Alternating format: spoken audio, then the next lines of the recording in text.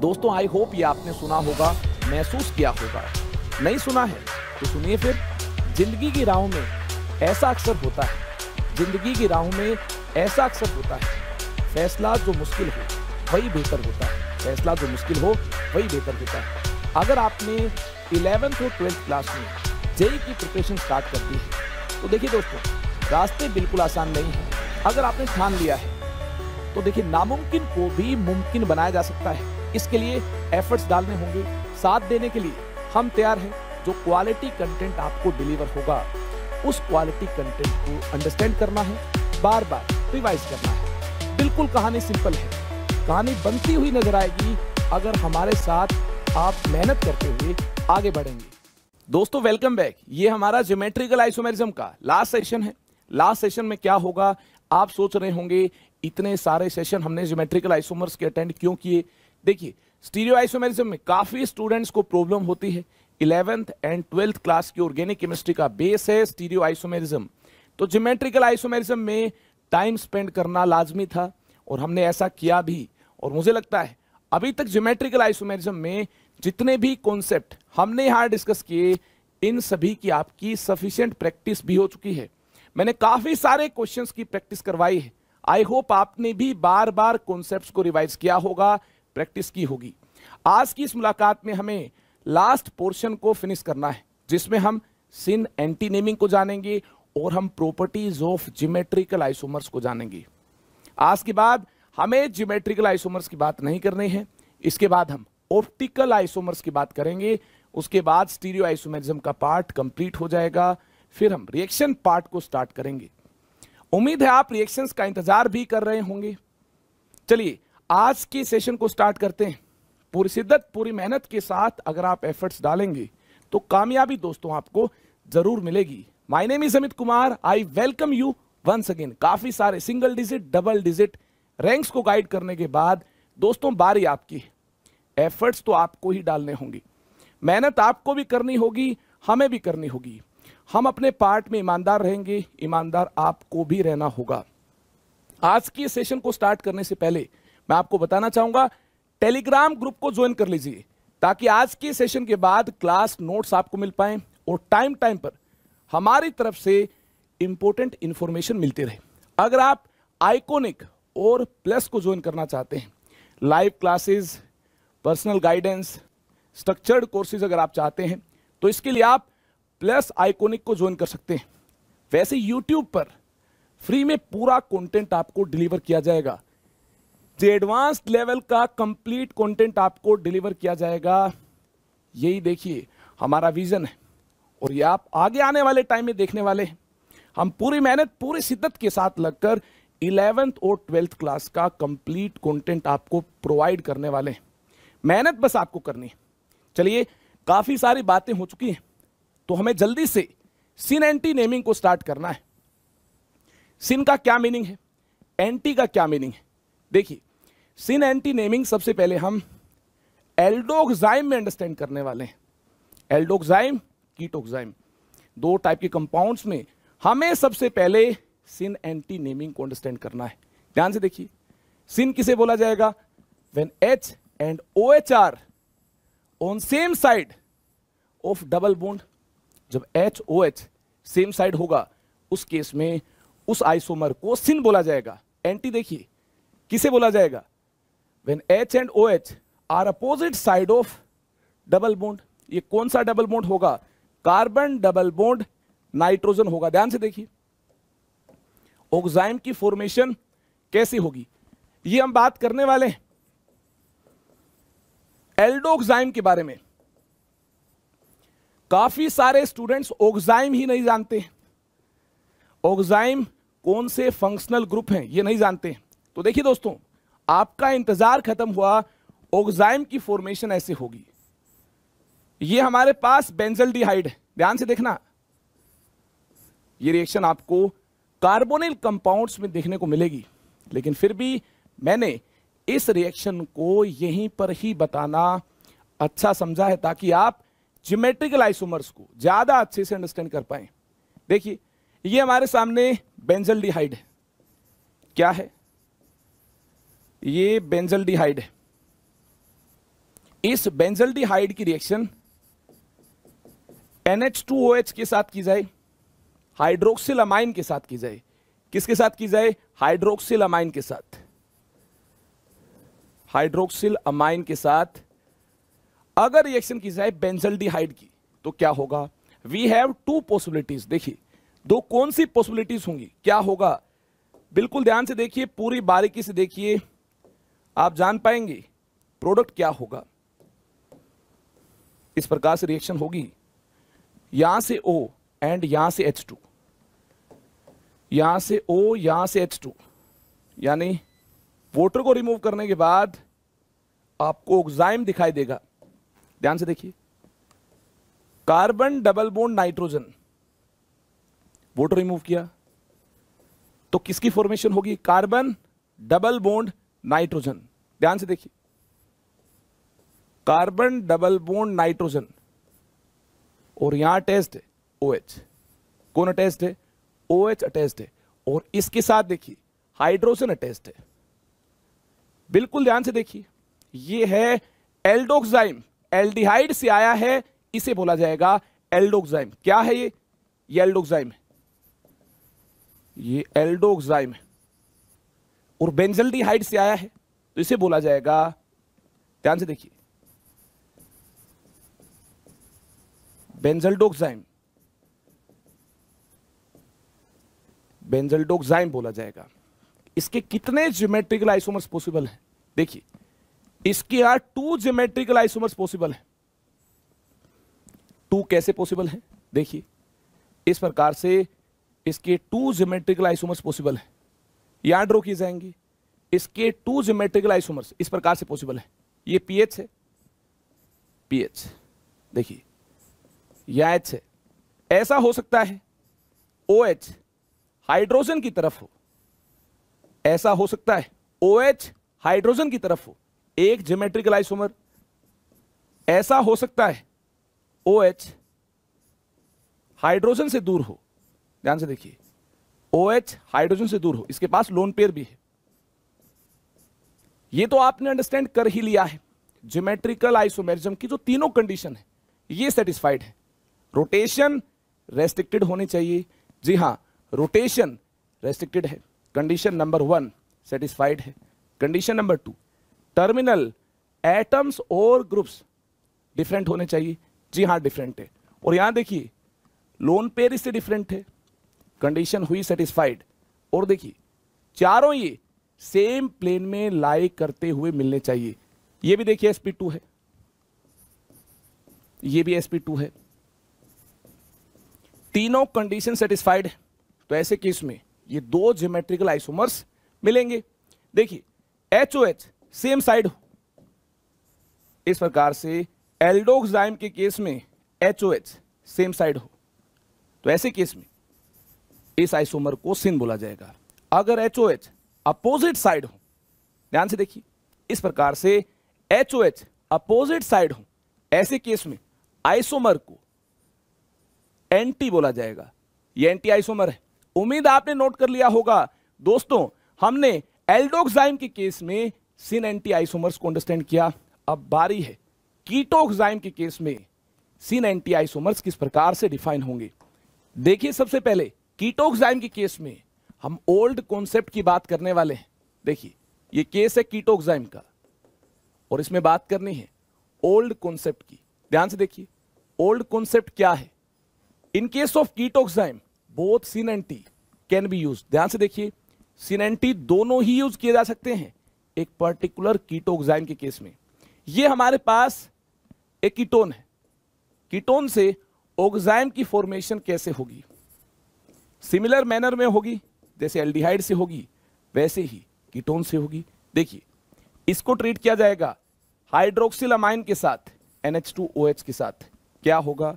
यहां से देखिए O रिमूव होगा, यहां से देखिए H2 रिमूव होगा, यानी रिमूव होगा H2O। H2O के रिमूव होने के बाद हमें देखिए ऑक्साइम मिल पाएगा, carbon double bond nitrogen OH। इस प्रकार से ऑक्साइम मिल पाएगा। देखिए ज्योमेट्रिकल आइसोमर्स की तीनों कंडीशन सेटिस्फाइड है। ऑक्साइम किसे बोला जाता है? इसे बोला जाता है ऑक्साइम। ध्यान से देखिए, इसे बोला जाता है ऑक्साइम। ये ऑक्साइम है। एल्डिहाइड हुआ तो उस केस में एल्डोक्साइम मिलेगा। कीटोन हुआ, अगर यहां कीटोन हुआ, एल्डिहाइड की बजाय कीटोन हुआ, उस केस में कीटोक्साइम बोला जाएगा। यहां देखिए, carbon double bond nitrogen OH है और यह H है। देखिए, ये एल्डिहाइड से आया है, ये एल्डोक्साइम है। यहां देखिए, दोनों ही एल्काइल ग्रुप हैं। ये कीटोन से आया है, ये कीटोक्साइम है। क्या है ये कीटोक्साइम है। इसके कितने ज्योमेट्रिकल आइसोमर पॉसिबल है? यहां लोन पेयर है नाइट्रोजन के पास। दोस्तों, इसके ज्योमेट्रिकल आइसोमर इस प्रकार से पॉसिबल है। OH की तरफ C2H5 है। ध्यान से देखिए, एक ज्योमेट्रिकल आइसोमर, दूसरा ज्योमेट्रिकल आइसोमर देखिए, OH से अपोजिट है कौन? C2H5। और यहां देखिए CH3 है, यहां लोन पेयर है। इस प्रकार से OH की तरफ C2H5, OH से दूर C2H5, कितने ज्योमेट्रिकल आइसोमर पॉसिबल है? 2 ज्योमेट्रिकल आइसोमर पॉसिबल है। तो ध्यान से देखिए, सिन कैसे साइन होगा? क्या आप जानते हैं सिन को कैसे साइन किया जाएगा? देखिए, इस केस में एक पर्टिकुलर कीटोक्साइम को सिन भी बोला जा सकता है और एंटी भी बोला जा सकता है। ध्यान से देखिए, ये हमारे पास कीटोक्साइम है, एक कीटोक्साइम हमारे पास ये है। इसी एग्जांपल से अंडरस्टैंड करना होगा किस प्रकार से कीटोक्साइम के केस में सिन एंटी दोनों ही यूज हो सकते हैं। ध्यान से देखिए, OH की तरफ C2H5 है, OH की तरफ C2H5 है। यहां होगा ऑब्जर्वर, क्या दिखाई देगा? जो आपको दिखाई देगा वही तो ऑब्जर्वर को दिखाई देगा। जी हां, कैमरा ऑब्जर्वर है, आप ऑब्जर्वर हैं। तो देखिए, ऑब्जर्वर को क्या दिखाई देगा? OH C2H5, ये सेम साइड है। अगर ये सेम साइड है तो इस केस में देखिए, सिन इथाइल मिथाइल, OH इथाइल की तरफ है, सिन इथाइल मिथाइल कीटोक्साइम। आई होप इसको आपने किया होगा अंडरस्टैंड। और देखिए, एंटी भी यूज हो सकता है। एंटी इसके अपोजिट कौन है? एंटी मिथाइल, अपोजिट मिथाइल है, एंटी मिथाइल इथाइल कीटोक्साइम, ऐसे भी इसको इंडिकेट किया जा सकता है। और देखिए, इसी प्रकार से इस आइसोमर के लिए भी सिन एंटी दोनों ही यूज हो सकते हैं। कैसे? ध्यान से देखिए, ऑब्जर्वर को क्या दिखाई देगा? ऑब्जर्वर को यह दिखाई देगा CH3OH, सेम साइड है। तो देखिए, ध्यान से देखिए, इसके लिए यूज होगा सिन मिथाइल OH की तरफ है, सिन मिथाइल इथाइल कीटोक्साइम। और देखिए, क्या यूज हो सकता है? इथाइल देखिए, इससे अपोजिट है तो एंटी यूज हो सकता है। एंटी यूज हुआ तो देखिए, एंटी इथाइल एंटी है, एंटी इथाइल मिथाइल कीटोक्साइम। इस प्रकार से सिन एंटी दोनों ही यूज हो सकते हैं। आई होप आपको इसमें आइडिया मिल पाया होगा किस प्रकार से सिन एंटी दोनों ही यूज हो पाएंगे। तो देखिए, इस केस में सिन एंटी किस बात पर डिपेंड करते हैं? They indicate special relationship, space में जो रिलेशनशिप होगी between first group seated in name and hydroxy group. जो फर्स्ट ग्रुप देखिए नेम में प्रेजेंट है, कौन सा? ये देखिए, ये फर्स्ट ग्रुप प्रेजेंट है। इस ग्रुप एंड OH की रिलेशनशिप को यह एस्टेब्लिश करना है। देखिए, ये फर्स्ट ग्रुप OH की तरफ है तो सिन होगा। ये देखिए, फर्स्ट ग्रुप OH से अपोजिट है तो एंटी होगा। ध्यान से देखिए, और देखिए, इसी प्रकार से यहां भी देखा जा सकता है, जो फर्स्ट ग्रुप सीटेड है नेम में मिथाइल ये देखिए OH की तरफ है तो सिन होगा। ये देखिए फर्स्ट ग्रुप इथाइल अपोजिट है, किससे अपोजिट है? OH से अपोजिट है, तो देखिए एंटी यूज होगा। क्या यूज होगा? Anti, anti ethyl. उम्मीद है आपने अंडरस्टैंड किया होगा। OH के रिस्पेक्ट में, OH के रिस्पेक्ट में देखिए ये मिथाइल सेम साइड है तो सिन यूज हुआ, तो पहले मिथाइल को यहां इंडिकेट करना होगा। यहां तक इथाइल अपोजिट साइड है, एंटी यूज हुआ तो पहले इथाइल को इंडिकेट करना होगा। उम्मीद है आपने सिन एंटी कीटोक्साइम के केस में अंडरस्टैंड कर लिए होंगे। इसके बाद देखिए नाइट्रोजन डबल बॉन्ड, नाइट्रोजन के लोग भी सिन एंटी यूज किए जा सकते हैं इस प्रकार से R1 R2, या फिर इस प्रकार से RR, सेम टाइप के ग्रुप हैं या फिर डिफरेंट टाइप के ग्रुप हैं। तो देखिए एक ज्योमेट्रिकल आइसोमर ये होगा, नाइट्रोजन नाइट्रोजन के अलोंग भी पॉसिबल है, along nitrogen double bond nitrogen, इसके अलोंग भी ज्योमेट्रिकल आइसोमेरिज्म पॉसिबल है। और देखिए सिन एंटी को यूज किया जाता है। अब हम ये जानेंगे नाइट्रोजन डबल बॉन्ड नाइट्रोजन के अलोंग सिन एंटी को किस प्रकार से यूज किया जाता है। देखिए नाइट्रोजन डबल बॉन्ड नाइट्रोजन के अलोंग सिन एंटी को इस प्रकार से यूज किया जाता है। लोन पेयर सेम साइड, तो ये क्या होगा? ये देखिए सिन होगा। यहां देखिए एल्काइल ग्रुप सेम साइड, तो क्या होगा? सिन होगा। दूसरी पॉसिबिलिटी क्या है? Lone pair opposite side, alkyl group opposite side. देखिए R1 R2 अपोजिट साइड, इसके लिए यूज होगा एंटी। क्या यूज होगा? एंटी। यहां देखिए lone pair same side, lone pair same side, इसके लिए यूज होगा सिन। एक पॉसिबिलिटी ये है, ये इस प्रकार से एग्जिस्ट करता हो नाइट्रोजन डबल बॉन्ड नाइट्रोजन। यहां देखिए R और दूसरा R यहां हो, यानी lone pair opposite side, R opposite side. ऐसे केस में इस आइसोमर को बोला जाएगा एंटी।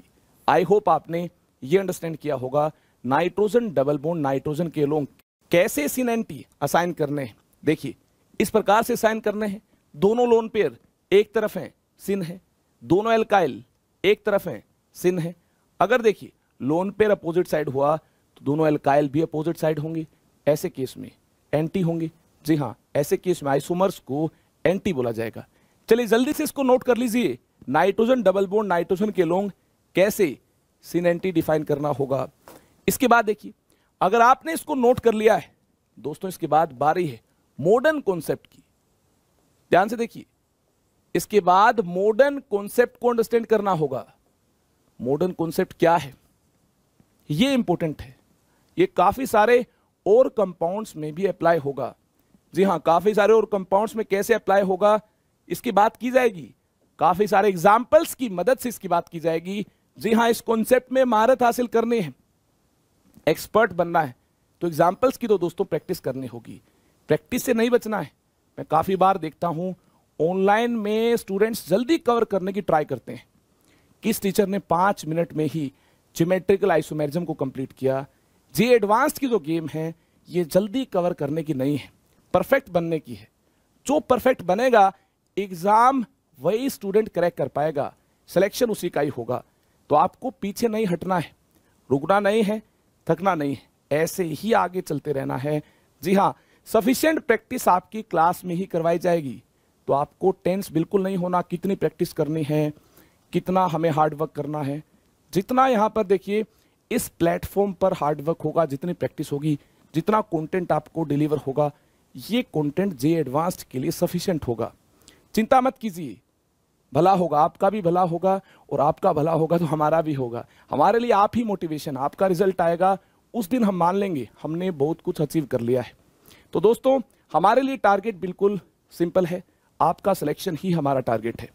तो देखिए जल्दी से वापस लौटते हैं, मेन मुद्दे की बात करते हैं। If group on nitrogen exist toward lower priority group, ध्यान से देखिए, नाइट्रोजन के साथ अटैच्ड जो ग्रुप होगा ये अगर लोएस्ट प्रायोरिटी ग्रुप की तरफ हुआ, then it is named as syn. Other isomer is named as anti. ध्यान से देखिए, सीआईपी रूल आप जानते हैं, कार्बन हाइड्रोजन इनके एटॉमिक नंबर को कंपेयर किया जाए तो किसका एटॉमिक नंबर ज्यादा है? अरे आप भूले तो नहीं है सीआईपी रूल क्या है? रिवाइज करवाना होगा क्या? कान इन गोल्ड प्रीलोंग प्रायोरिटी रूल याद आया आपको? देखिए, एटॉमिक नंबर जिसका ज्यादा होगा फर्स्ट पॉइंट ऑफ डिफरेंस के अकॉर्डिंग उसे हायर प्रायोरिटी असाइन होगी। जैसे कार्बन का एटॉमिक नंबर या ज्यादा होगा, ये 1 ये 2, तो ध्यान से देखिए लोअर प्रायोरिटी इसकी होगी, ये लोअर प्रायोरिटी है। लोअर प्रायोरिटी ग्रुप अगर देखिए नाइट्रोजन के साथ अटैच्ड एटम और ग्रुप की तरफ है, इसे बोला जाएगा सिन। क्या बोला जाएगा इसे? ये सिन है। उम्मीद है आपने सिन को अंडरस्टैंड किया होगा।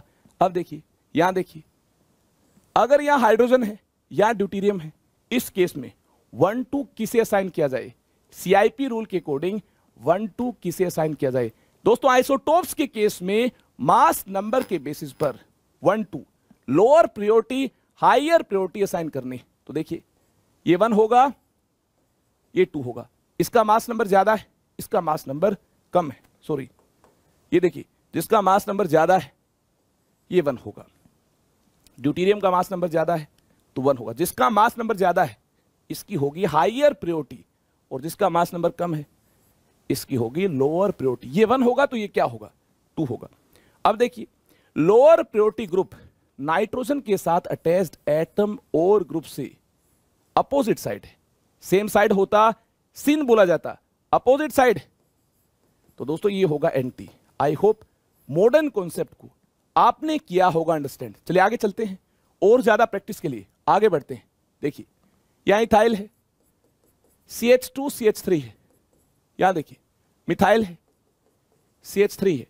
कौन होगा हायर प्रायोरिटी ग्रुप, कौन होगा लोअर प्रायोरिटी ग्रुप? ध्यान से देखिए, बिल्कुल ध्यान से देखिए, बिल्कुल नजरें मिलाकर देखेंगे तभी आप कंपाउंड के अंदर जान पाएंगे कौन हायर प्रायोरिटी है, कौन लोअर प्रायोरिटी है। ध्यान से देखिए, कार्बन कार्बन, यहां तो कोई फर्स्ट पॉइंट ऑफ डिफरेंस नहीं है, यहां भी कार्बन यहां भी कार्बन। इसके बाद देखिए यहां 3 हाइड्रोजन है, यहां 2 हाइड्रोजन है और 1 कार्बन है। अरे डिफरेंस आ गया, जी हां डिफरेंस आ गया। यहां पर देखिए कार्बन का एटॉमिक नंबर हाइड्रोजन के एटॉमिक नंबर से ज्यादा है, तो ये देखिए हायर प्रायोरिटी ग्रुप होगा, 1 होगा, ये 2 होगा। लोअर प्रायोरिटी ग्रुप अगर नाइट्रोजन के साथ अटैच्ड ग्रुप से अपोजिट साइड, ध्यान से देखिए दोस्तों अपोजिट साइड है, ये एंटी होगा। क्या होगा? एंटी होगा। आगे चलते हैं, आगे बढ़ते हैं। इस कंपाउंड के बारे में कैसे विचार है? विचार तो नेक होने चाहिए। तो देखिए नेक विचार कैसे हैं? कार्बन के साथ इस प्रकार से इधर जाएंगे अलग ग्रुप मिलता है, इधर जाएंगे अलग ग्रुप मिलता है। यहां देखिए कार्बन के साथ कार्बन कार्बन कार्बन, और ये कार्बन अलग टाइप का कार्बन है। इस तरफ इतने ही डिस्टेंस पर, इस तरफ देखिए यहां 2 हाइड्रोजन है। फर्स्ट पॉइंट ऑफ डिफरेंस आपको यहां नजर आएगा दोस्तों। यहां देखिए 2 हाइड्रोजन है, यहां देखिए 1 हाइड्रोजन 1 कार्बन है। इसका एटॉमिक नंबर ज्यादा हुआ। अरे हुआ कि नहीं हुआ? कार्बन का एटॉमिक नंबर हाइड्रोजन के एटॉमिक नंबर से ज्यादा है, तो ये क्या होगा? ये 1 होगा, ये 2 होगा। देखिए कार्बन का एटॉमिक नंबर अगर यहां अटैच्ड हाइड्रोजन के एटॉमिक नंबर से ज्यादा है, और फर्स्ट पॉइंट ऑफ डिफरेंस देखिए यही नजर आएगा आपको, इसके साथ अटैच्ड कार्बन की वजह से फर्स्ट पॉइंट ऑफ डिफरेंस है, तो देखिए 1 होगा, ये 2 होगा। देखिए लीस्ट प्रायोरिटी ग्रुप, ध्यान से देखिए 2 लीस्ट प्रायोरिटी ग्रुप है। अगर लीस्ट प्रायोरिटी ग्रुप नाइट्रोजन के साथ अटैच्ड ग्रुप से अपोजिट साइड है, तो क्या होगा? ये एंटी होगा। आई होप आपने मॉडर्न कॉन्सेप्ट को अंडरस्टैंड किया होगा। देखिए अगर आपने मॉडर्न कॉन्सेप्ट को अंडरस्टैंड किया तो इस टाइप के सभी केसेस में आप बेटर अंडरस्टैंडिंग बना पाएंगे, आपको किसी प्रकार की कोई प्रॉब्लम होनी नहीं चाहिए। एक बेहतरीन टेबल आपके सामने है फिजिकल प्रॉपर्टीज के लिए दोस्तों, एक बेहतरीन टेबल आपके सामने। इस टेबल में जितने भी पैरामीटर्स हैं इनको ध्यान से देखिए, गौर से देखिए। क्या इनके बारे में आप जानते हैं? क्या आपने डायपोल मोमेंट के बारे में सुना है? पोलैरिटी ज्यादा होगी तो डायपोल मोमेंट ज्यादा होगी। एक vector quantity, boiling point molecular weight पर डिपेंड करता है, मॉलिक्यूलर वेट पर डिपेंड करता है। बॉइलिंग पॉइंट वैन डर वाल फोर्सेस पर डिपेंड करता है, एक्सटेंट ऑफ वैन डर वाल फोर्सेस पर डिपेंड करता है। और देखिए सोल्युबिलिटी, सोल्युबिलिटी इन पानी, वाटर में सोल्युबिलिटी इन H2O, ये पोलैरिटी पर डिपेंड करती है। ये लाइक डिजोल्व्स लाइक प्रिंसिपल पर बेस्ड है। Polar dissolves in polar, non polar dissolves in non polar, इस कॉन्सेप्ट पर बेस्ड है। मेल्टिंग पॉइंट, काफी सारे स्टूडेंट्स को कंफ्यूजन होती है, सोचते हैं मेल्टिंग पॉइंट बॉइलिंग पॉइंट के सेम ट्रेंड मिलते हैं। जी नहीं, सेम ट्रेंड नहीं मिलते हैं। इस कंफ्यूजन को दूर करना चाहूंगा मैं। मेल्टिंग पॉइंट ज्यादा डिपेंड करता है पैकिंग पर, सिमेट्रिकल पैकिंग हुई मेल्टिंग पॉइंट ज्यादा होगा। देखिए इफेक्टिवनेस ऑफ पैकिंग कब ज्यादा होगी? इफेक्टिवनेस ऑफ पैकिंग, इस पर मेल्टिंग पॉइंट ज्यादा डिपेंड करता है। वैन डर वाल फोर्सेस पर तो डिपेंड करता ही है, एक्सटेंट ऑफ वैन डर वाल फोर्सेस पर तो डिपेंड करता ही है, लेकिन ज्यादा डिपेंड इफेक्टिवनेस ऑफ पैकिंग पर करता है। सिमेट्रिकल अगर स्ट्रक्चर होगा तो ज्यादा अच्छी पैकिंग होगी, मेल्ट करना डिफिकल्ट होगा। देखिए वैन डर वाल फोर्सेस पर तो डिपेंड करता ही है, एक्सटेंट ऑफ वैन डर वाल फोर्सेस ज्यादा है तो ऐसे केस में मेल्टिंग पॉइंट ज्यादा होगा। और देखिए स्टेबिलिटी, स्टेबिलिटी डिपेंड करती है वैन डर वाल स्ट्रेन पर। अगर वैन डर वाल स्ट्रेन कम हुआ, repulsion due to size factor, इतना स्पेस है, इसमें आराम से एक ग्रुप रह सकता है। अगर स्पेस में दो ग्रुप होंगे तो एक दूसरे को रिपेल कर रहे होंगे। साइज बड़ा होने की वजह से अगर यहां फिट नहीं होंगे तो एक दूसरे को रिपेल कर रहे होंगे। ऐसे केस में इस रिपल्शन को वैन डर वाल स्ट्रेन का नाम दिया गया है। तो देखिए स्टेबिलिटी इनवर्सली रिलेटेड है वैन डर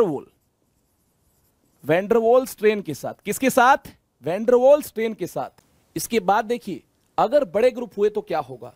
साइज फैक्टर की वजह से रिपल्शन होगी। बड़े ग्रुप हुए, उतने स्पेस में इफेक्टिवली अगर बड़े ग्रुप नहीं रह सकते हैं तो क्या होगा? एक दूसरे को रिपेल ही करेंगे।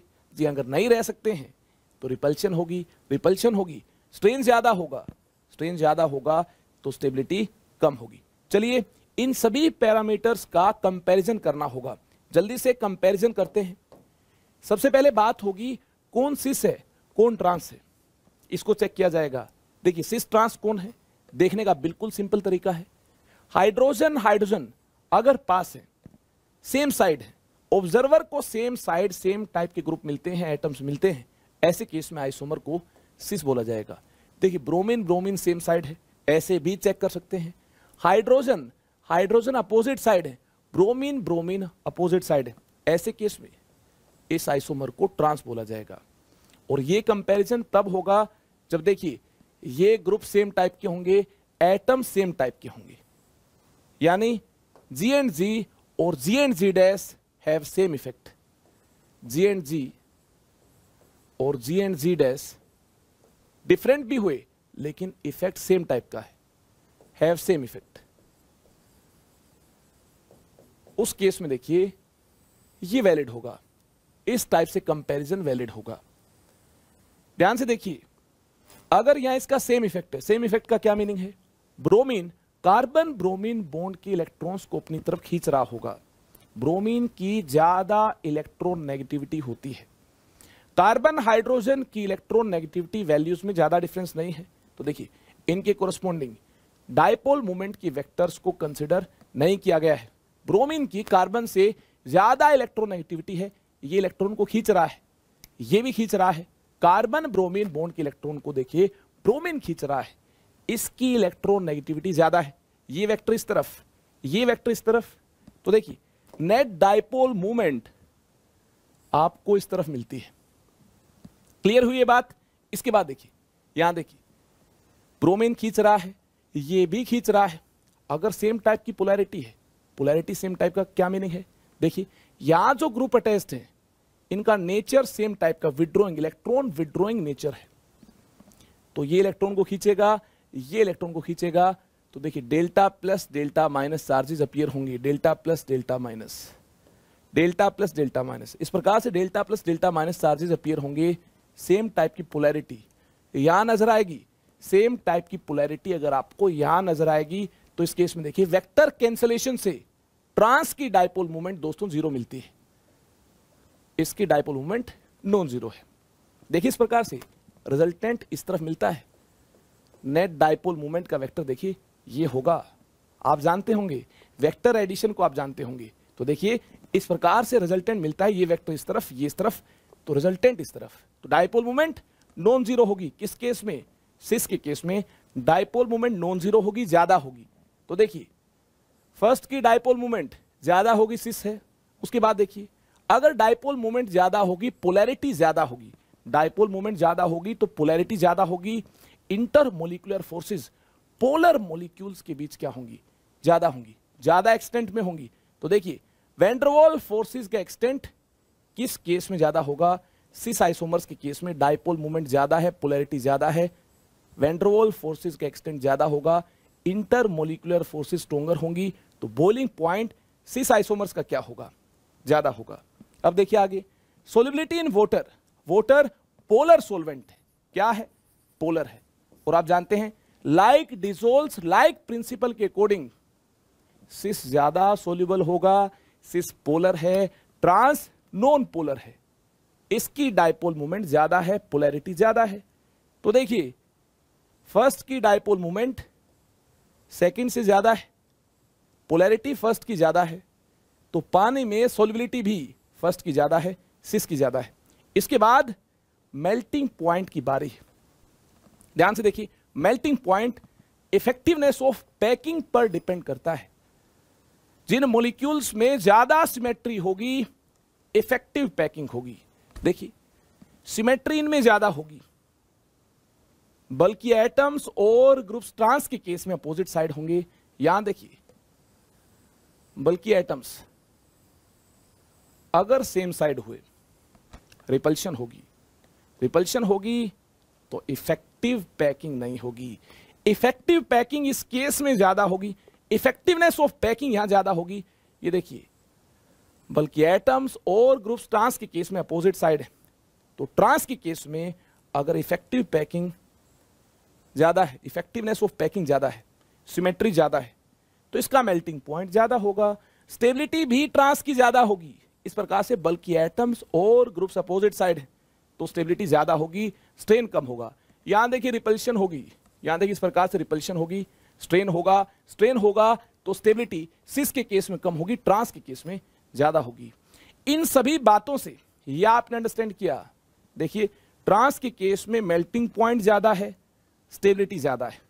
बाकी देखिए डायपोल मोमेंट 1 की ज्यादा है, सिस की ज्यादा है, बॉइलिंग पॉइंट सिस का ज्यादा है, सोल्युबिलिटी पानी में सिस की ज्यादा है। क्लियर है बात? तो देखिए जी एंड जी और G and G dash have same type of effect और सिमिलर टाइप ऑफ इफेक्ट, ऐसा है, सिमिलर और सेम टाइप ऑफ इफेक्ट, यानी या तो दोनों का withdrawing donating effect same type का है अगर ये सेम हुए, या फिर सिमिलर टाइप का अगर अलग हुए।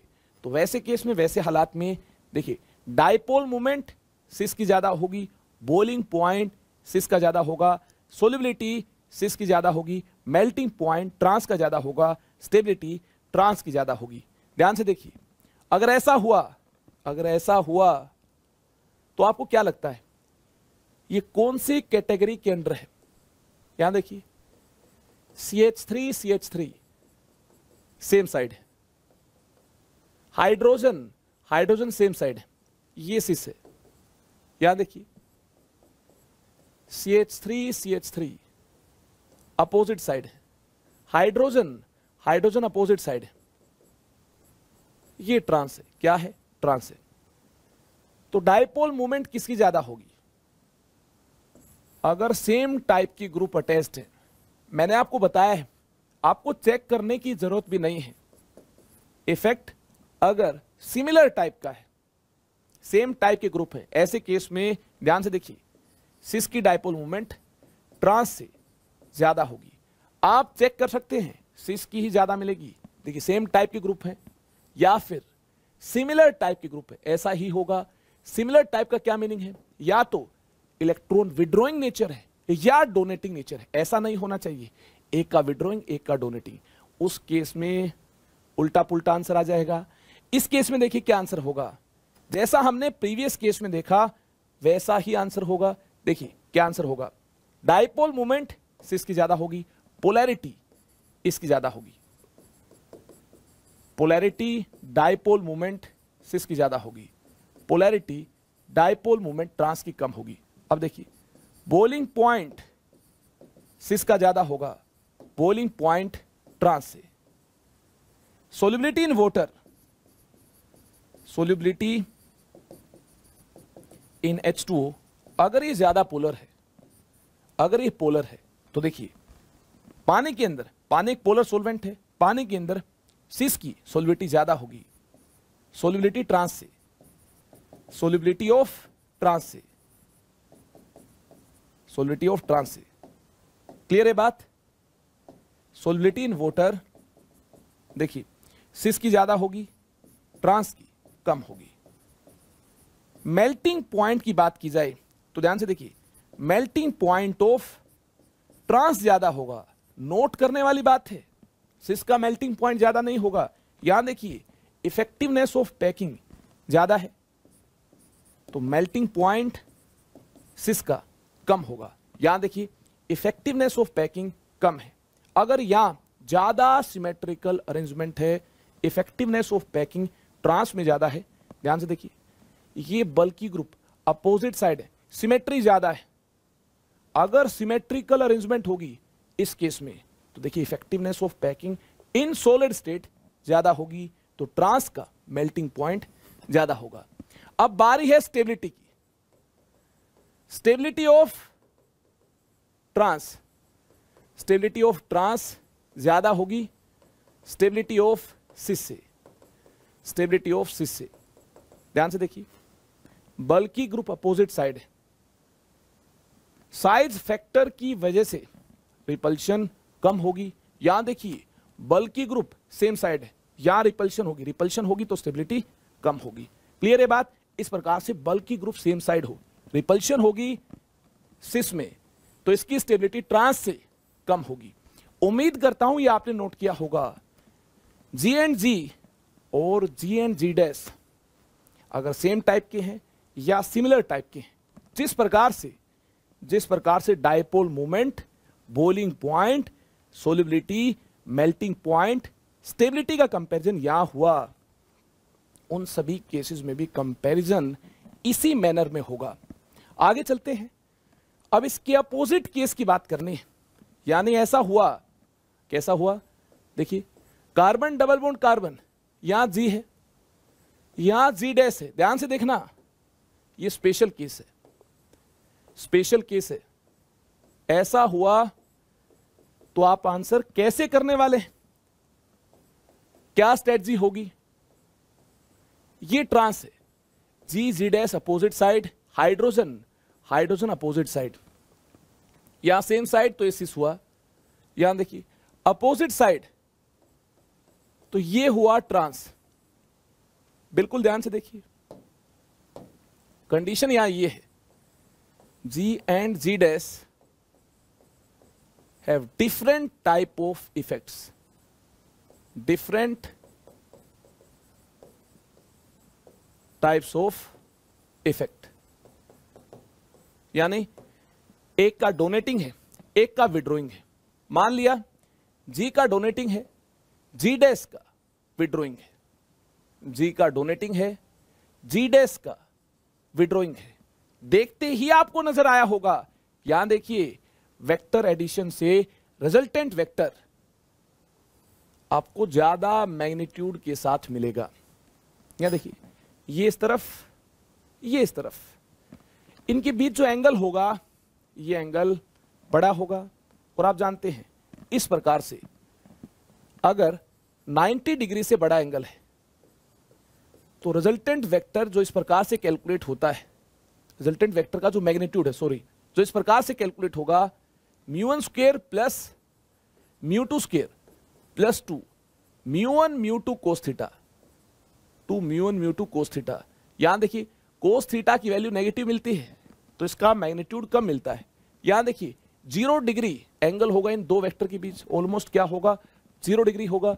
तो इस केस में देखिए रिजल्टेंट ज्यादा मैग्नीट्यूड के साथ मिलता है, यानी इसका म्यू नेट ज्यादा होगा, इसका देखिए म्यू नेट कम होगा, इसका म्यू नेट कम होगा। यहां देखिए एंगल बड़ा है, एंगल बड़ा है, कोस थीटा अगर नेगेटिव है, कोस थीटा की वैल्यू कम है, कोस थीटा की वैल्यू इस केस में कम है, तो देखिए नेट डाइपोल मोमेंट आपको कम मिलती है। तो इस केस में अपोजिट अगर इनकी पोलैरिटी होगी, अपोजिट इफेक्ट होगा, तो ऐसे केस में, ऐसे हालात में ट्रांसफॉर्म की डाइपोल मोमेंट ज्यादा होगी। ट्रांसफॉर्म की डाइपोल मोमेंट अगर ज्यादा होगी, डाइपोल मोमेंट ऑफ ट्रांस अगर ज्यादा है डाइपोल मोमेंट ऑफ सिस से, तो देखिए पोलैरिटी ट्रांस की ज्यादा है सिस से, बॉइलिंग पॉइंट ट्रांस का ज्यादा है। अगर पोलैरिटी ज्यादा है तो बॉइलिंग पॉइंट ट्रांस का ज्यादा है, बॉइलिंग पॉइंट सिस से, बॉइलिंग पॉइंट किसका ज्यादा है, ट्रांस का ज्यादा है। जी हाँ, डाइपोल मोमेंट ज्यादा है, पोलैरिटी ज्यादा है, अट्रैक्शन ज्यादा होगी, वैन डर वाल्स फोर्सेस का एक्सटेंट इस केस में ज्यादा होगा, इंटरमोलिकुलर फोर्सेस ज्यादा होंगी, अट्रैक्शन ज्यादा होंगी, ऐसे केस में बॉइलिंग पॉइंट भी क्या होगा, ज्यादा होगा। और देखिए और क्या क्या कंपैरिजन करना है, ध्यान से देखिए, और कंपैरिजन हमें सोल्युबिलिटी इन वाटर का करना है, जिसकी पोलैरिटी ज्यादा होगी, डाइपोल मोमेंट ज्यादा होगी। Solubility in water of trans ये ज्यादा होगी, ज्यादा पोलर है, पोलर डिसॉल्व्स इन पोलर, ज्यादा पोलैरिटी है तो सोल्युबिलिटी ज्यादा होगी। किसके कंपैरिजन में, जो कम पोलर है उसके कंपैरिजन में। सोल्युबिलिटी इन वाटर ऑफ सिस। इसके बाद देखिए मेल्टिंग पॉइंट की बारी है। मेल्टिंग पॉइंट तो सिमेट्री पर डिपेंड करता है, इफेक्टिवनेस ऑफ पैकिंग पर डिपेंड करता है। अगर जी एंड जी डैश इस प्रकार से देखिए सेम साइड हुए, इनके बीच होगी रिपल्शन, तो इफेक्टिव पैकिंग नहीं होगी। कब, सिस आइसोमर के केस में, सिस आइसोमर्स के केस में इफेक्टिव पैकिंग नहीं होगी सॉलिड स्टेट में। अगर इफेक्टिवनेस ऑफ पैकिंग इस केस में कम है तो मेल्टिंग पॉइंट सिस का कम होगा, मेल्टिंग पॉइंट ट्रांस का ज्यादा होगा। अगर देखिए इस प्रकार से बल्की ग्रुप आसपास है सिस में, और यहां देखिए बल्की ग्रुप अपोजिट साइड है ट्रांस में, तो स्टेबिलिटी किसकी ज्यादा होगी, यहां रिपल्शन होगी, सिस में रिपल्शन होगी। यहां देखिए अगर रिपल्शन होगी यहां सिस में, तो स्टेबिलिटी ऑफ सिस कम होगी स्टेबिलिटी ऑफ ट्रांस से। ट्रांस के केस में बल्की ग्रुप दूर दूर है तो स्टेबिलिटी ज्यादा होगी। दोस्तों आई होप आपने इन दोनों ही केसेस को अंडरस्टैंड किया होगा, इस टाइप की केस को अंडरस्टैंड किया होगा और इस टाइप की केस को भी अंडरस्टैंड किया होगा। जब जी एंड जी सेम है या फिर G and G dash similar type के ग्रुप हैं, इनके जो इफेक्ट हैं ये सिमिलर है। सिमिलर कैसे हैं, या तो इलेक्ट्रॉन विड्रॉइंग है या इलेक्ट्रॉन डोनेटिंग है, दोनों के इलेक्ट्रॉन विड्रॉइंग या इलेक्ट्रॉन डोनेटिंग इफेक्ट हैं। तो ऐसे केस में सिस की पोलैरिटी ज्यादा होगी, डाइपोल मोमेंट ज्यादा होगी, बॉइलिंग पॉइंट ज्यादा होगा, पानी में सोल्युबिलिटी सिस की ज्यादा होगी।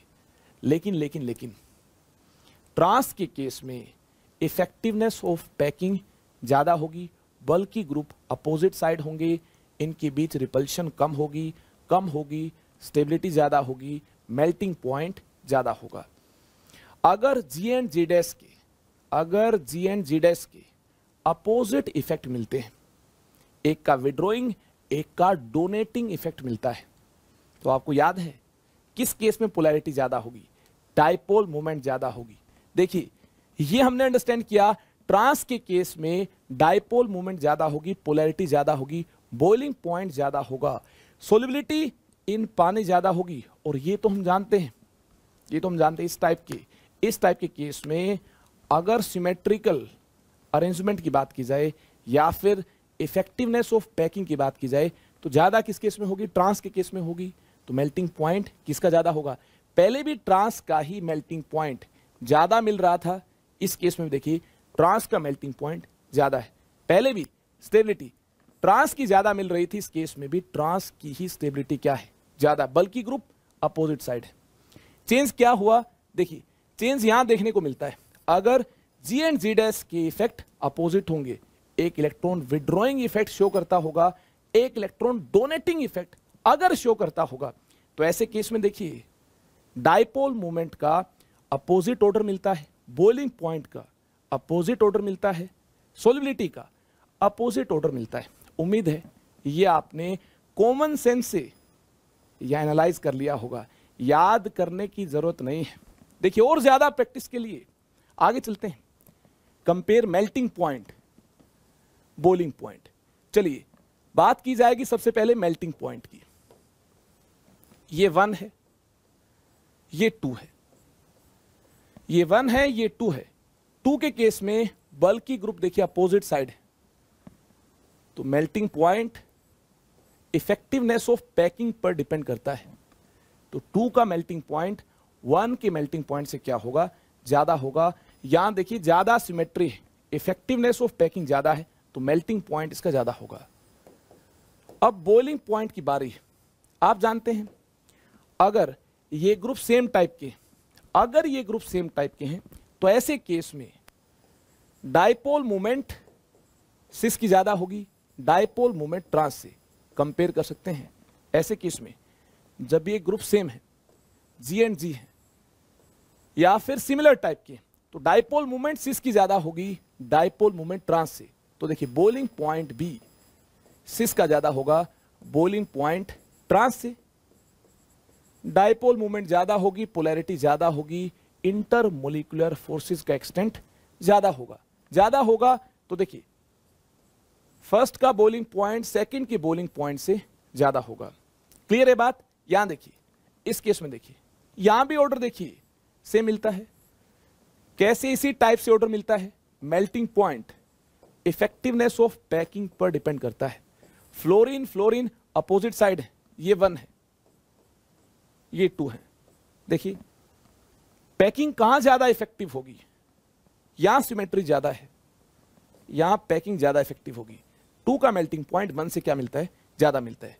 बॉइलिंग पॉइंट की बारी है, ये जी है, ये भी जी है, सेम टाइप के ग्रुप है, सेम टाइप के एटम है। ऐसे केस में क्या होगा? ऐसे केस में डाइपोल मोमेंट सिस की ज्यादा होगी, डाइपोल मोमेंट ट्रांस से। तो देखिए डाइपोल मोमेंट ज्यादा होगी तो बॉइलिंग पॉइंट सिस का ज्यादा होगा, बॉइलिंग पॉइंट ट्रांस से। क्लियर है बात? तो देखिए 1 का बॉइलिंग पॉइंट ज्यादा होगा, ये सिस है, ये ट्रांस है। 1 का बॉइलिंग पॉइंट ज्यादा होगा 2 के कंपैरिजन में, यहां पोलैरिटी ज्यादा होगी, बॉइलिंग पॉइंट ज्यादा होगा, extent of van der Waals forces यहां ज्यादा है, पोलैरिटी ज्यादा होने की वजह से। तो बॉइलिंग पॉइंट सिस का ज्यादा होगा। यहां देखिए fluorine fluorine same side cis, fluorine fluorine opposite side trans. यहां देखिए मिथाइल मिथाइल सेम साइड, ये सिस है, मिथाइल मिथाइल अपोजिट साइड, ये ट्रांस है। इस प्रकार से मैंने कंपैरिजन कर लिया है। थ्योरी पार्ट बिल्कुल सेम है। देखिए जितना हमने यहां अंडरस्टैंड किया, यहां अंडरस्टैंड किया, यहां अंडरस्टैंड किया, इसी को ही अप्लाई करना है। एक और केस आपके सामने, ध्यान से आंसर करना होगा। यहां देखिए ये जी है और ये जी डैश है, ये जी है, ये जी डैश है। इसका देखिए इलेक्ट्रॉन डोनेटिंग नेचर है और इसका इलेक्ट्रॉन विड्रॉइंग नेचर है। इनके इफेक्ट डिफरेंट टाइप के हैं। G and G dash have different type of effect, different types of effect, types of effect. ऐसे केस में क्या होगा? अगर डिफरेंट टाइप के इफेक्ट है तो ध्यान से देखिए, ऐसे केस में ट्रांस का मेल्टिंग पॉइंट ज्यादा होगा, ट्रांस की सिमेट्रिकल पैकिंग होती है, इफेक्टिवनेस ऑफ पैकिंग इस केस में ज्यादा है। तो देखिए ट्रांस का मेल्टिंग पॉइंट ज्यादा होगा। अगर ये ट्रांस है, मेल्टिंग पॉइंट तो ट्रांस का ही ज्यादा होगा। ये सिस है, हाइड्रोजन हाइड्रोजन सेम साइड है, ये सिस है। यहां देखिए अपोजिट साइड है, ट्रांस है, बल्कि ग्रुप अपोजिट साइड है, तो इस केस में देखिए मेल्टिंग पॉइंट आइसोमर 1 का ही ज्यादा होगा। अगर ये ट्रांस है, जी हाँ ये ट्रांस है, तो आइसोमर 1 का मेल्टिंग पॉइंट ज्यादा होगा, बल्कि ग्रुप अपोजिट साइड है। बड़े ग्रुप दूर दूर हैं, रिपल्शन कम होगी, रिपल्शन कम होगी, इफेक्टिवनेस ऑफ पैकिंग ज्यादा होगी। अब बारी है बोलिंग पॉइंट की, अब बारी बोलिंग पॉइंट की। देखिए यहां पोलैरिटी किस प्रकार से है, यहां देखिए डायपोल मोमेंट किस प्रकार से है। ये कार्बन sp3 हाइब्रिडाइज्ड है, सभी सिंगल बॉन्ड बनाए इसने डबल बॉन्ड बनाया है। ये sp2 हाइब्रिडाइज्ड है। यहां परसेंटेज s दोस्तों 33.33 है। यहां देखिए परसेंटेज s 25 है, चेक कर लीजिए। 1s 3p 1/4 into 100, percentage s 25 मिलता है। यहां देखिए 1s 2p 1/3 इंटू 100 क्या मिलता है, 33.33% मिलता है। आप जानते हैं परसेंटेज s ज्यादा है तो इलेक्ट्रॉन नेगेटिविटी ज्यादा है। तो देखिए इसकी इलेक्ट्रॉन नेगेटिविटी ज्यादा है, दोनों कार्बन है लेकिन डिफरेंट हाइब्रिडाइजेशन की वजह से इसकी इलेक्ट्रॉन नेगेटिविटी ज्यादा है। तो कार्बन कार्बन बॉन्ड के इलेक्ट्रॉन्स को ये अपनी तरफ खींच रहा होगा। और यहां देखिए कार्बन से क्लोरीन की इलेक्ट्रॉन नेगेटिविटी ज्यादा है तो ये खींच रहा होगा। यहां देखिए फैक्टर एडिशन को ध्यान से देखिए, इनके बीच एंगल ऑलमोस्ट क्या होगा, ये इस तरफ ऑलमोस्ट 0 डिग्री होगा। तो यहां से देखिए डायपोल मूवमेंट आपको ज्यादा मिलती है, इसके कंपैरिजन में यहां डायपोल मूवमेंट कम होगी। ये हम जानते हैं जी एंड जी डैश के अगर डिफरेंट इफेक्ट होंगे, डिफरेंट टाइप के इफेक्ट होंगे, एक इलेक्ट्रॉन विड्रॉइंग इफेक्ट शो करता है, एक डोनेटिंग शो करता है, तो ऐसे केस में ट्रांस की डायपोल मूवमेंट हम जानते हैं, ट्रांस की डायपोल मूवमेंट ज्यादा होती है सिस की डायपोल मूवमेंट से। देखिए इसको हमने यहां अंडरस्टैंड किया, इसको हमने यहां अंडरस्टैंड किया। ऐसे केस में ट्रांस की डायपोल मूवमेंट ज्यादा होती, किसके कंपैरिजन में, सिस के कंपैरिजन में। अगर अपोजिट इफेक्ट है, ट्रांस की डायपोल मूवमेंट ज्यादा है, तो देखिए अगर ट्रांस की डायपोल मूवमेंट ज्यादा है, पोलैरिटी ज्यादा है, तो ऐसे केस में बोलिंग पॉइंट भी ट्रांस का ज्यादा होगा, जो कि पोलैरिटी पर डिपेंड करता है, बोलिंग पॉइंट सिस से। तो देखिए ये ट्रांस है, 1 ट्रांस है, तो इसका बोलिंग पॉइंट ज्यादा होगा 2 के कंपैरिजन में। जल्दी से नोट कर लीजिए, अगर आपने नोट कर लिया है तो इसी प्रकार से यहां भी आंसर करना है। क्लोरीन क्लोरीन दोनों ही इलेक्ट्रॉन विड्रॉइंग नेचर शो करते हैं। कैसे इलेक्ट्रॉन विड्रॉइंग नेचर होगा, देखिए क्लोरीन की ज्यादा इलेक्ट्रॉन नेगेटिविटी है, ये इलेक्ट्रॉन को खींच रहा है, ये भी खींच रहा है, नेट डायपोल मूवमेंट 0 होगी। यहां देखिए ये खींच रहा है, ये खींच रहा है, net dipole movement non zero होगी। इस प्रकार से नेट डायपोल मूवमेंट मिलती है, वेक्टर इस डायरेक्शन में होगा। आई होप इसको आपने किया होगा अंडरस्टैंड। अब देखिए मेल्टिंग पॉइंट को कंपेयर किया जाए, मेल्टिंग पॉइंट सिमेट्रिकल पैकिंग पर डिपेंड करता है। जो सिमेट्रिकल स्ट्रक्चर होगा उस केस में पैकिंग भी क्या होगी, सिमेट्रिकल होगी, इफेक्टिव पैकिंग ज्यादा होगी उस केस में। तो ध्यान से देखिए, मुझे लगता है यहां सिमेट्री ज्यादा है, इफेक्टिवनेस ऑफ पैकिंग इस केस में ज्यादा है, तो 1 ज्यादा सिमेट्रिकल है 2 के कंपैरिजन में। तो देखिए मेल्टिंग पॉइंट 1 का ज्यादा होगा 2 के कंपैरिजन में, क्योंकि इस केस में इफेक्टिवनेस ऑफ पैकिंग ज्यादा है। मेल्टिंग पॉइंट ज्यादा इफेक्टिवनेस ऑफ पैकिंग पर डिपेंड करता है। बॉइलिंग पॉइंट की बारी इसके बाद, ध्यान से देखिए बॉइलिंग पॉइंट की बारी, जिसकी डायपोल मूवमेंट ज्यादा होगी, देखिए 2 की डायपोल मूवमेंट ज्यादा होगी, तो 2 का बॉइलिंग पॉइंट ज्यादा है 1 के कंपैरिजन में, इसकी डायपोल मूवमेंट ज्यादा है, ये पोलर है। तो पोलर मॉलिक्यूल्स ज्यादा फोर्स से एक दूसरे को अट्रैक्ट कर रहे होंगे, वैंडरवॉल फोर्सेस का एक्सटेंट ज्यादा होगा। तो इस केस में देखिए क्लोरीन क्लोरीन पास होंगे, ऐसा केस होगा जहां डायपोल मूवमेंट नॉन जीरो होगी, अट्रैक्शन ज्यादा होगी, वैंडरवॉल फोर्सेस का एक्सटेंट ज्यादा होगा, तो इसका बॉइलिंग पॉइंट ज्यादा होगा। बॉइलिंग पॉइंट किस फैक्टर पर ज्यादा डिपेंड करता है? वैन डर वाल्स फोर्सेस के एक्सटेंट पर। और यहां वैन डर वाल्स फोर्सेस ज्यादा है, ये देखिए पोलर है, ये पोलर है, मॉलिक्यूल्स के बीच अट्रैक्शन ज्यादा है, तो देखिए बॉइलिंग पॉइंट ज्यादा होगा 2 के केस में। आगे चलते हैं, यहां देखिए अपोजिट पोलैरिटी है, ये sp3 ये sp2, ये sp3 ये sp2, कैसे होगा sp2? यार डबल बॉन्ड है, या इसके सभी बॉन्ड सिंगल है। तो आप देख चुके हैं sp2 हाइब्रिडाइज्ड कार्बन ज्यादा इलेक्ट्रोनेगेटिव होता है, यहां परसेंटेज s ज्यादा है, परसेंटेज s 33.33 है, यहां परसेंटेज s ज्यादा है, यहां परसेंटेज s कम है, परसेंटेज s 25 है। चेक कर सकते हैं, अगर यहां परसेंटेज s ज्यादा है तो इस प्रकार से इसका होगा donating nature, electron donating nature. इसका देखिए क्लोरीन का इलेक्ट्रॉन विड्रॉइंग नेचर होगा, इसकी इलेक्ट्रॉन नेगेटिविटी ज्यादा है। इस प्रकार से देखिए वेक्टर एडिशन होगा, नेट डायपोल मोमेंट ज्यादा मिलती है, नेट डायपोल मोमेंट इस केस में ज्यादा मिलती है। इन वेक्टर के बीच जो एंगल होगा ये 0 डिग्री का होगा। यहां देखिए इसका डोनेटिंग नेचर, इसका विड्रॉइंग नेचर, इस प्रकार से देखिए यह एंगल देखिए, ध्यान से देखिए ऑलमोस्ट 120 डिग्री का है, और कोस 120 डिग्री नेगेटिव है। तो देखिए इस प्रकार से म्यू नेट कैलकुलेट किया जाए, नेट डायपोल मोमेंट कैलकुलेट की जाए वेक्टर एडिशन से, μ1 square plus μ2 square plus 2 μ1 μ2 cos theta. तो ध्यान से देखना यह एंगल 0 डिग्री है, ये इनके बीच एंगल 0 डिग्री है, और यह एंगल देखिए 120 डिग्री है। ध्यान से देखिए इसको एक्सटेंड करते हुए देखिए, इस प्रकार से आप एक्सटेंड करेंगे तो एंगल देखिए आपको नजर आएगा 120 डिग्री। तो कोस 120 डिग्री, ये नेगेटिव, इसका मैग्नीट्यूड कम, यानी नेट डायपोल मोमेंट इसकी ज्यादा है, इसकी कम है, इसकी पोलैरिटी ज्यादा है।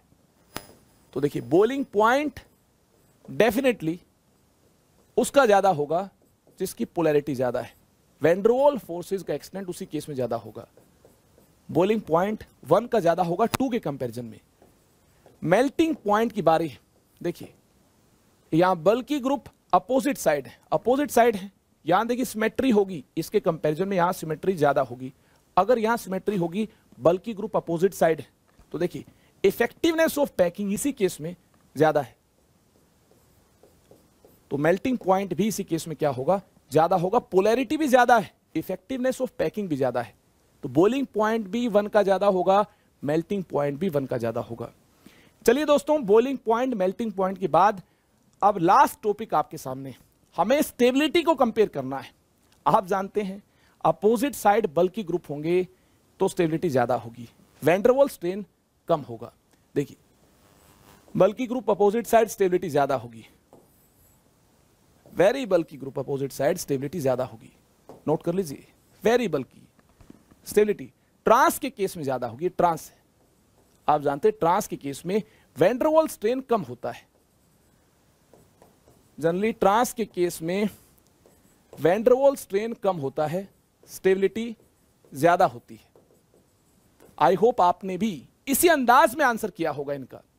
यहां देखिए अपोजिट साइड है, सेम साइड है, लोन पेयर भी होंगे इनके पास, लोन पेयर होंगे, डेल्टा माइनस चार्ज, यहां रिपल्शन होगी, यहां रिपल्शन कम होगी, तो देखिए ध्यान से देखिए इसकी स्टेबिलिटी ज्यादा होगी। और ये तो एक बेहतरीन केस है, ये कभी एग्जाम में आएगा, जी हाँ, जेईई एडवांस्ड में जरूर आएगा। ये एक स्पेशल केस है, ये एक स्पेशल केस है।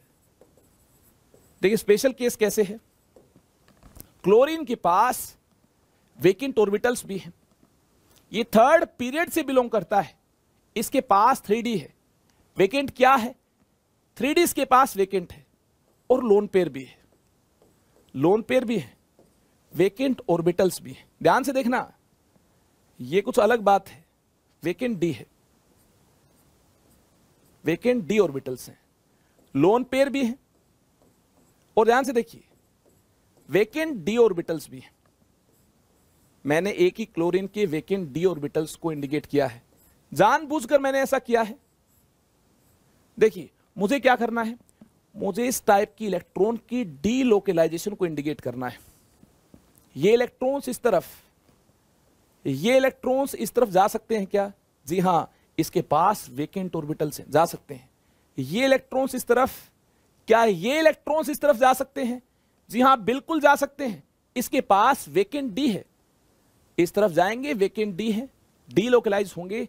तो देखिए देखिए देखिए, बिल्कुल ध्यान से देखिए, इसका इस प्रकार से रेजोनेटिंग स्ट्रक्चर ड्रॉ किया जा सकता है। अगर आप जनरल ऑर्गेनिक केमिस्ट्री जानते हैं, अगर आप रेजोनेंस को जानते हैं, तो यह बात आप जरूर जानते होंगे। इस प्रकार से वेकेंट ऑर्बिटल भी रेजोनेंस में पार्टिसिपेट कर सकता है। यहां देखिए, सिंगल बॉन्ड पहले से था ही, इलेक्ट्रॉन की डीलोकलाइजेशन के बाद डबल बॉन्ड मिलता है।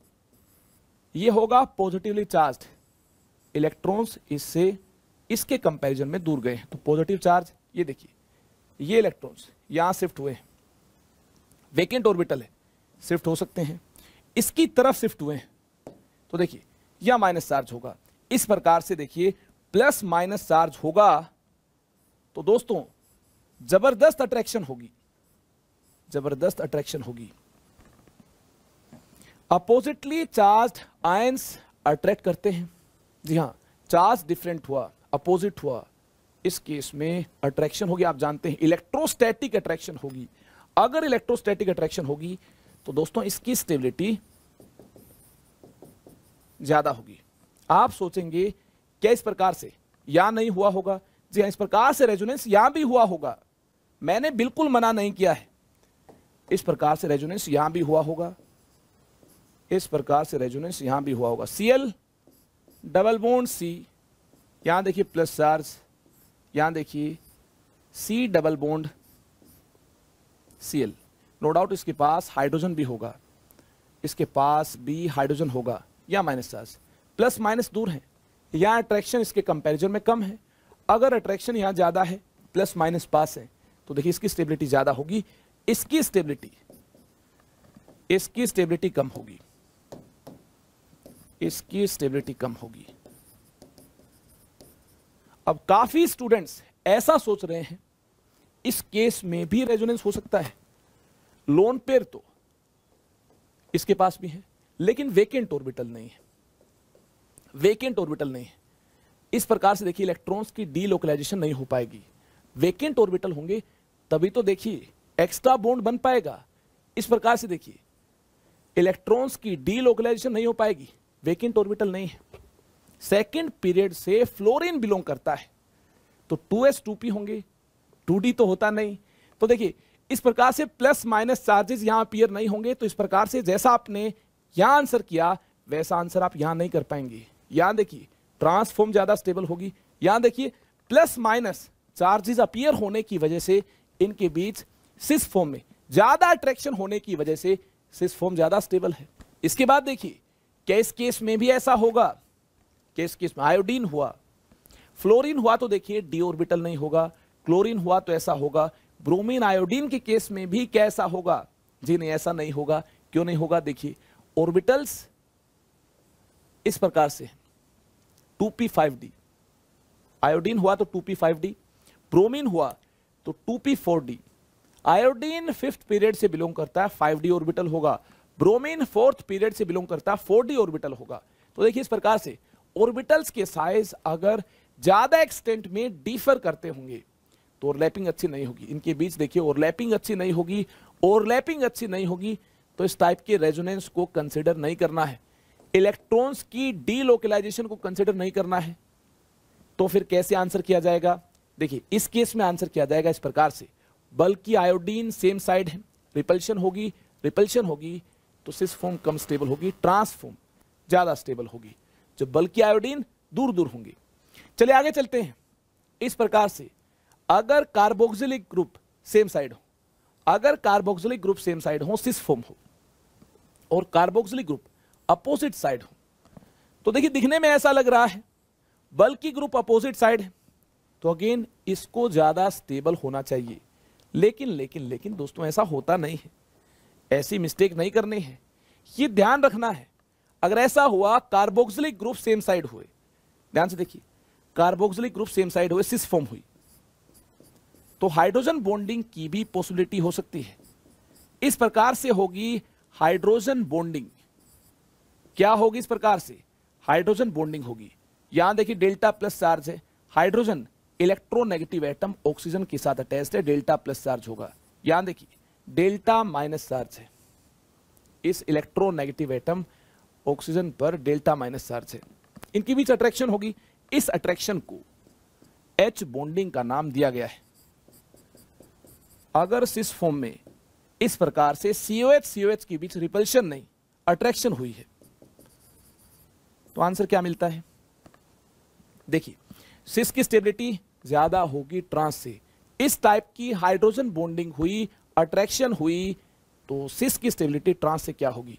ज्यादा होगी। ये भी देखिए स्पेशल केस है, स्पेशल केस है, ये नोट कर लीजिए, स्टार मार्क कर लीजिए। चलिए इसके बाद आगे चलते हैं। इस केस में क्या होगा, ध्यान से देखिए, प्लस प्लस चार्जेस अगर पास होंगे, लाइक चार्जेस पास होंगे, इनके बीच रिपल्शन होगी, रिपल्शन होगी, ज्यादा होगी रिपल्शन। दूर होंगे तो देखिए, दूर होंगे तो रिपल्शन कम होगी। तो यहां देखिए स्टेबिलिटी ज्यादा होगी, रिपल्शन ज्यादा है तो स्टेबिलिटी कम है।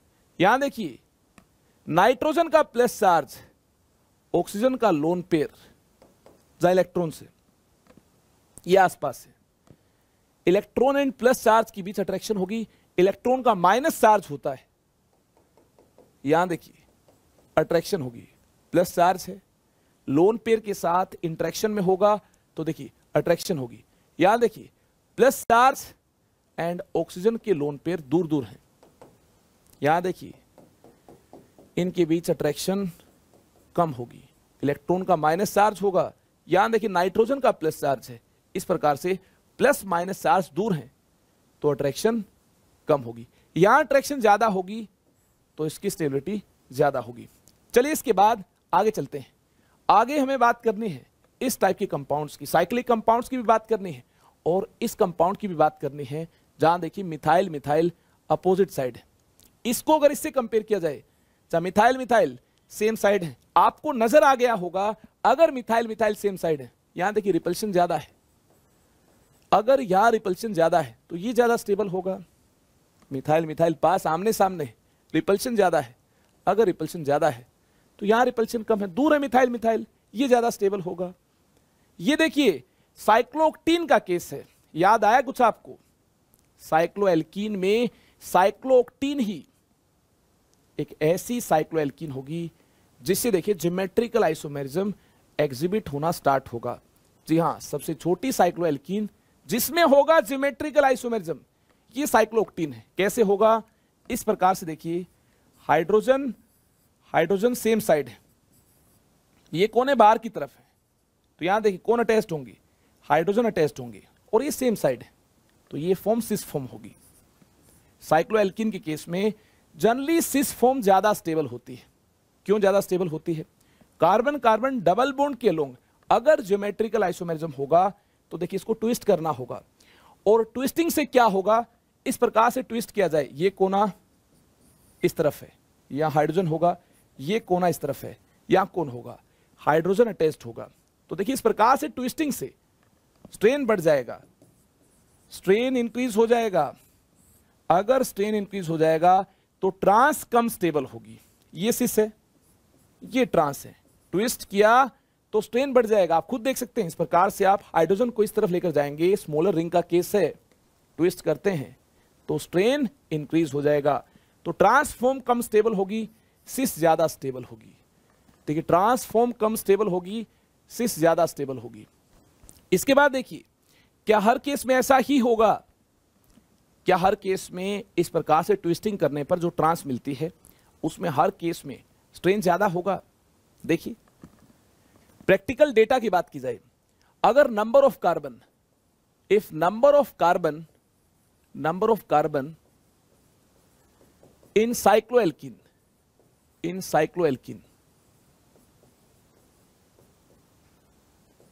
is less or equal to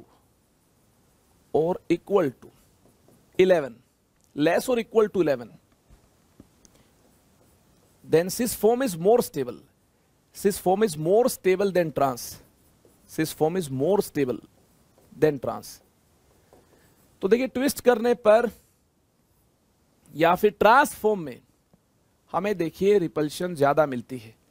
अगर रिपल्शन और स्ट्रेन ज्यादा मिलता है तो ऐसे केस में, ऐसे हालात में स्टेबिलिटी ट्रांस की कम होगी। यहां देखिए कितने कार्बन है, 1 2 3 4 5 6 7 8 9 10, 10 है।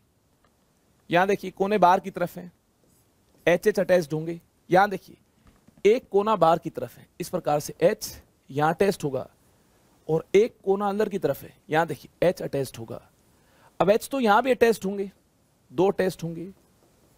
इस प्रकार से स्मॉलर रिंग का केस है, तो इनके बीच रिपल्शन होगी। अगर रिपल्शन होगी तो ट्रांस की स्टेबिलिटी कम होगी। किसकी स्टेबिलिटी ज्यादा होगी? साइक्लोएल्कीन के केस में। ध्यान से सुनिए, साइक्लोएल्कीन के केस में अगर ट्विस्ट करने पर रिपल्शन ज्यादा होगी, स्ट्रेन ज्यादा होगा, तो उस केस में सिस फॉर्म की स्टेबिलिटी ज्यादा होगी। साइक्लोएल्कीन के केस में सिस फॉर्म की स्टेबिलिटी यहां भी देखिए ज्यादा होगी। लेकिन अब कार्बन कितने हुए?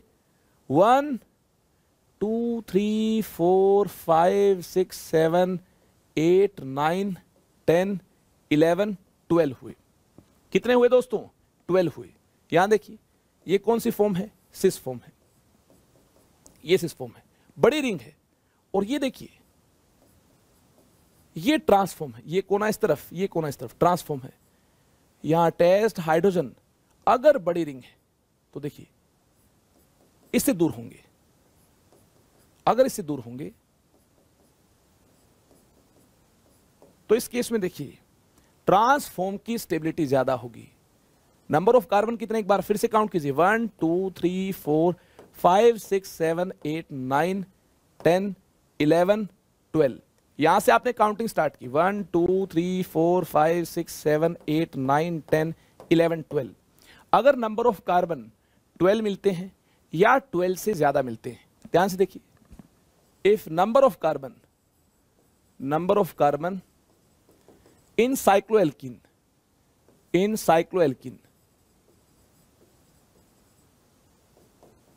is equal to 12 or more than 12,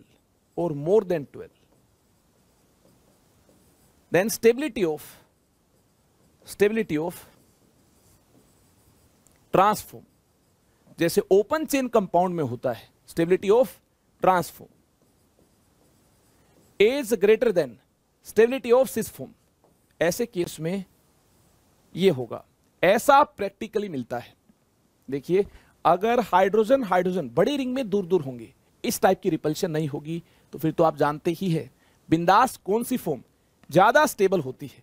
ध्यान से देखिए, यहां देखिए बिंदास कौन सी फॉर्म ज्यादा स्टेबल होती है? ट्रांसफॉर्म ज्यादा स्टेबल होती है।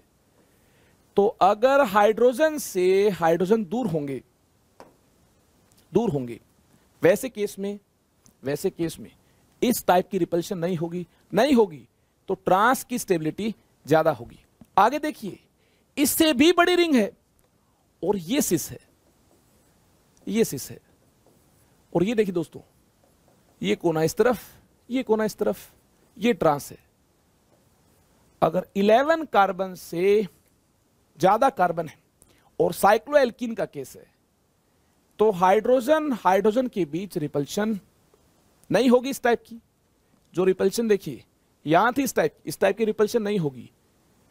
H एंड H दूर दूर होंगे। ऐसे केस में देखिए ट्रांसफॉर्म की स्टेबिलिटी सिस फॉर्म की स्टेबिलिटी से ज्यादा होगी। अगर ऐसे केस में ट्रांसफॉर्म की स्टेबिलिटी ज्यादा होगी तो ये ज्यादा स्टेबल है, ये ट्रांस है। आई होप रूल आपने अंडरस्टैंड किया होगा। 11 कार्बन के इक्वल कार्बन है या 11 से कम कार्बन है, ऐसे केस में साइक्लोएल्कीन में ट्रांसफॉर्म की स्टेबिलिटी कम होती है, सिस फॉर्म की स्टेबिलिटी ज्यादा होती है। लेकिन 11 से कार्बन ज्यादा है, 12 है, 12 से ज्यादा है। ऐसे केस में क्या होगा? ऐसे केस में दोस्तों ट्रांसफॉर्म ज्यादा स्टेबल होगी, ये ट्रांस है तो ज्यादा स्टेबल होगी। इस प्रकार से ज्योमेट्रिकल आइसोमेरिज्म का अंत हुआ। अब देखिए आपको इस लेक्चर की क्लास नोट्स मिलेंगी टेलीग्राम ग्रुप पर। जल्दी से टेलीग्राम ग्रुप के साथ जुड़ जाइए, लिंक आपके सामने है। टेलीग्राम ग्रुप को ज्वाइन करने पर आपको पीडीएफ नोट्स और भी काफी सारे इंफॉर्मेशन टाइम पर दोस्तों मिलते रहेंगी। जल्दी से ज्वाइन कीजिए टेलीग्राम ग्रुप को। और अगर आप आइकॉनिक और प्लस के बारे में और ज्यादा इंफॉर्मेशन चाहते हैं तो देखिए, आइकॉनिक के क्या क्या बेनिफिट्स हैं। Personal guidance, test analysis, expert guidelines, study material, study planner, ये देखिए बेनिफिट्स होंगे आइकॉनिक की। और प्लस के बेनिफिट्स देखिए, live classes, weekly test, unlimited access, structured courses. तो अगर आप ज्यादा बेनिफिट उठाना चाहते हैं तो आइकॉनिक और प्लस को भी ज्वाइन कर सकते हैं। दोस्तों, ये फीचर मुझे अनअकैडमी ऐप पर एक बेहतरीन फीचर लगता है। अगर आप अपने डाउट का इंस्टेंट रिप्लाई चाहते हैं तो इसके लिए आपको इन स्टेप्स को फॉलो करना होगा। तो देखिए, आपको इस प्रकार से इंस्टेंट अपने डाउट का रिप्लाई मिल पाएगा। इन सभी स्टेप्स को फॉलो करना जरूरी है। दोस्तों, अपकमिंग बैचेस जो मार्च में होंगे, इसकी पूरी इंफॉर्मेशन आपके सामने है। देखिए, कौन कौन से टेस्ट कंडक्ट होंगे, इसकी इंफॉर्मेशन भी आपके सामने है। और यूसेट को आप जानते होंगे, अनअकैडमी स्कॉलरशिप एडमिशन टेस्ट, इससे आप अपनी ऑल इंडिया रैंकिंग को चेक कर सकते हैं। जी हां, आप अपनी टाइम पर परफॉर्मेंस को मॉनिटर कर पाएंगे यूसेट से। एवरी संडे कंडक्ट होता है यूसेट। इसमें अगर आप अपीयर होते हैं तो देखिए आपका बेनिफिट होगा और आप अपनी परफॉर्मेंस को मॉनिटर कर पाएंगे, ये देख पाएंगे कितने स्टूडेंट से आप आगे हैं। और आप मुझे फॉलो भी कर सकते हैं अनअकैडमी ऐप पर। मेरी सभी स्पेशल क्लासेस की इंफॉर्मेशन टाइम पर आपको मिलती रहेगी। इसके लिए देखिए, डिस्क्रिप्शन में आपको लिंक दिया गया है, क्लिक कीजिए और मुझे फॉलो कीजिए। दोस्तों, इसी के साथ ज्योमेट्रिकल आइसोमेरिज्म का अंत हुआ। आप जानते हैं ये सेशन लास्ट सेशन था ज्योमेट्रिकल आइसोमेरिज्म का। अब स्टार्ट होगा ऑप्टिकल आइसोमेरिज्म, यानी स्टीरियोकेमिस्ट्री का सेकंड पार्ट स्टार्ट होगा। ज्योमेट्रिकल से भी ज्यादा इंटरेस्टिंग पार्ट है ऑप्टिकल आइसोमेरिज्म का। और ये हमारे 12th क्लास की सिलेबस में है। 12th क्लास की सिलेबस में alkyl halides and aryl halides chapter में पार्ट गिवन है। इस चैप्टर को हेलोएल्केन्स एंड हेलोएरीन्स के नाम से भी जाना जाता है। उम्मीद करूंगा इतने जोश के साथ, पूरे एफर्ट्स के साथ आप ऑप्टिकल आइसोमेरिज्म को भी अंडरस्टैंड करेंगे। Thank you very much. Stay connected with me. Bye bye, take care.